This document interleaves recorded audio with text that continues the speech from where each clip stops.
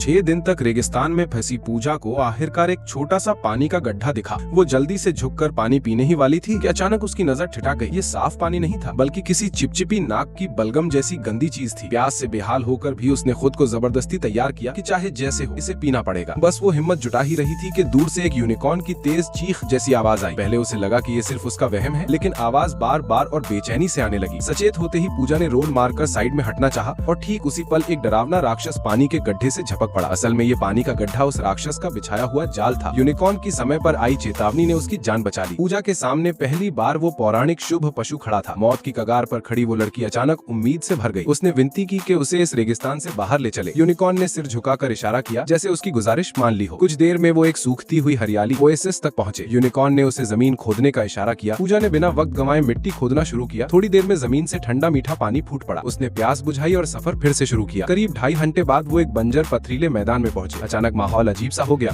और पिछले अनुभव से सतर्क पूजा ने वहीं कदम रोक दिए। अगले ही पल सामने से पहाड़ जितना बड़ा एक राक्षस निकल आया। वो सीधे उसकी तरफ झपटा। जान पर बनाई तो यूनिकॉर्न ने पूरी ताकत से लात मारी और राक्षस को रोकने की कोशिश की, लेकिन ये मुकाबला बराबरी का नहीं था। कुछ ही पला में यूनिकॉर्न जख्मी होकर गिर पड़ा। ये देखकर पूजा के अंदर से अचानक एक अजीब सी ताकत फूट पड़ी। वो बिना सोचे समझे राक्षस की पीठ पर कूद गई और कसकर पकड़ ली। राक्षस ने उसे गिराने की पूरी कोशिश की, मगर उसी मौके का फायदा उठाकर उसने एक भारी भक्तरंदन प्लेट उखाड़ दी। पूरी ताकत से वही प्लेट उसके सिर पर दे मारी और राक्षस ढेर हो गया। अब उसने देखा कि यूनिकॉर्न की हालत गंभीर है और जहर उसके दिल तक पहुंच चुका है। स्थिति नाजुक थी। पूजा ने बिना झिझके अपने भीतर सील की गई एक अंधेरी ताकत को जगा दिया। इस ताकत के साथ एक शाप था, उसकी अगली संतान जरूर बेटा होगी। वो आग के पास गई, हाथ भीतर डाला और लपटों की गर्मी अपने अंदर खींच ली। फिर जलती हुई हथेली से यूनिकॉर्न के जख्म पर दबाव डाला। करीब एक खाने के समय जितनी देर बाद यूनिकॉर्न में धीरे धीरे आंखें खोली, जैसे किसी चमत्कार से जिंदगी में वापस आ गया हो।